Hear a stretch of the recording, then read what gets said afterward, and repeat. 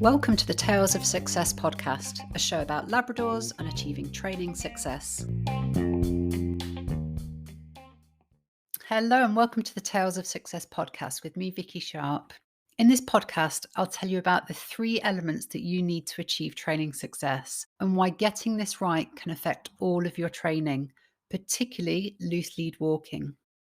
Training a Labrador to do anything is a journey, and depending on the skill or behaviour that you're trying to teach, it can be really straightforward, it can be a quick journey, or it can be really, really slow. And those slow journeys can often have twists and turns, they can have obstacles and lots of challenges en route as well. It doesn't matter if your training journey is quick and straightforward or slow and steady. You'll need to make sure that you're giving your Labrador the best chance of achieving success. And that is done by making sure these 3 elements are working alongside each other in perfect harmony and not fighting against each other. Have you noticed that your Labrador performs a skill or behaviour amazingly well at home, but then all training seems to go out of the window as soon as you try it somewhere new? Chances are you have, and actually, I think we've all been there at some point. Let me explain to you why this is. The first element to consider is knowledge. Does your Labrador really know what you're asking them to do? And do they know how to do it, even if you haven't got a piece of food in your hand to bribe them? Whether you've just answered yes or no, I urge you to put it to the test by randomly standing in the middle of your living room and ask your dog to perform a skill. That might be to sit, it might be down, it might be heel, anything at all that you like. And if they do what you've just asked them to do, great work. You know that they understand what to do and how to do it. If they stare at you blank and they look a little confused, they probably don't 100% know what they're supposed to be doing yet. If you didn't get the response you were expecting, don't be disheartened. It just means that you have a little more work to do to help your Labrador understand what they should be doing. The second element that we must consider is motivation. Does your Labrador feel incentivized enough to do what you're asking them to do? Does the reward on offer motivate them enough to do what you are asking? Okay, so rewards and motivations are a controversial topic amongst some in the dog training world. It's previously been thought that a dog should just do what it's told, and the occasional pat on the head should be enough reward for them.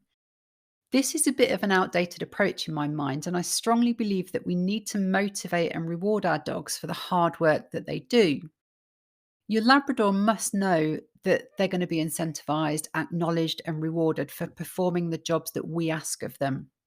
And that reward doesn't need to be food. It could actually be toys. It could be attention. It could be to perform a retrieve, time to sniff. It's anything at all that your Labrador really enjoys. That is what we're using to motivate them. If we do have people listening to this that aren't yet sold on the idea of providing rewards and motivations to your Labrador, ask yourself, would you go to work knowing you wouldn't get paid? I suspect the answer to that question is probably no. The third element to consider is environment. Is your Labrador being asked to perform the skill or behaviour in an environment that they can achieve success? Just because they can perform a skill or behaviour in a quiet room doesn't mean they can do it in a busy park with lots of exciting distractions. Some environments offer so many distractions that your dog becomes incapable of performing the skill or behaviour that you're asking them to do. If the environment you put them in is giving an abundance of new smells, sounds, and sights, then their ability to function normally becomes diminished. It's simply too much stimulation for their brains to function properly. Every time you expose your Labrador to a new environment, you must consider making the skill or behaviour you want them to perform easier or change your expectation of them and what they achieve. A great way to think about environment is to look at how it affects humans. You ask a 13-year-old to do their maths homework in a nice quiet room, sat at a desk in the study with no distractions around. Chances are they'll do that to a really good standard and probably in quite good time as well. Now ask the same child to do the same maths homework while sitting on the sofa in front of their favourite TV programme with their three best friends sat with them, and they got a load of snacks in front of them, maybe a pizza. Most kids would really struggle to give their maths homework the same level of attention in that particular setting. So never ever underestimate the importance of giving the right environment to your Labrador. So now we know what the three key elements are, we can look at it in a loose lead walking scenario. A huge amount of inquiries that we receive here at Tales of Success are in relation to Labradors being able to walk really nicely in the home environment, but then they pull like a freight train as soon as they go outdoors. And visiting these three key elements is the first thing to do. Starting off at knowledge, do you have an instructional word? A way to tell your dog what behaviour you want them to do. Often this is the word heel or something similar. So, whatever your instructional word is, I want you to say it randomly at home and see what happens. If your dog came to stand by your leg, then great job. If not, probably don't know the meaning of the word heel just yet. So, we've got a little bit more work to do to get them used to that word and that instruction. Let's assume that they came to your leg and they adopted that heel position.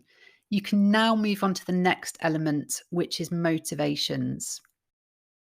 Does your Labrador feel rewarded for coming to heel?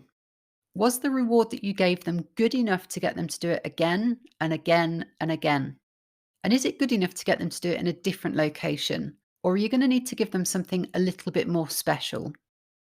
Once you've found a reward that motivates your Labrador enough for them to perform the skill when asked, think about the third element, which is environment. The good news at this point is that you're confident that your Labrador can do the skill and they feel rewarded enough to do it. That means that the environment is going to be the sticking point potentially. If the environment is giving too much stimulation and offering too many distractions, your Labrador will not be able to perform how you would like them to. A stimulating environment starts to give the dog more reward than you ever could. They get lots of amazing smells, new sounds, and distractions. All the things that they like and find more rewarding than what you are currently offering. Because of that, you either need to up your rewards and motivations or make the environment less distracting. Just because you want to take your Labrador to the beach for a nice walk doesn't mean that they are ready for an environment like that just yet. Environment is such a big hurdle for some Labradors because they only get to go out of the house once or twice a day. That leaves them little chance to become familiar with their surroundings. So, getting your Labrador into their environments little and often is a really good idea. It will help make the environments less exciting as they become more familiar with them. It's important to remember that no masterpiece is created quickly. I know we all dream of relaxed walks with our Labrador, but it doesn't always come quickly to them.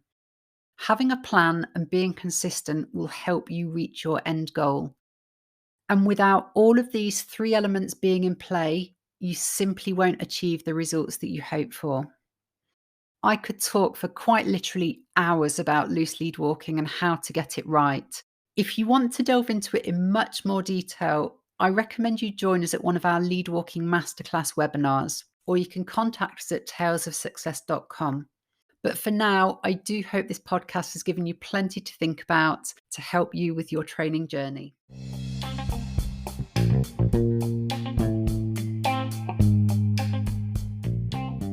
Thanks for joining us. We hope that has been useful to you. But from me, all I want to finish off by saying is be caring, be consistent, and be your Labrador's best teacher. I'll catch you on the next episode.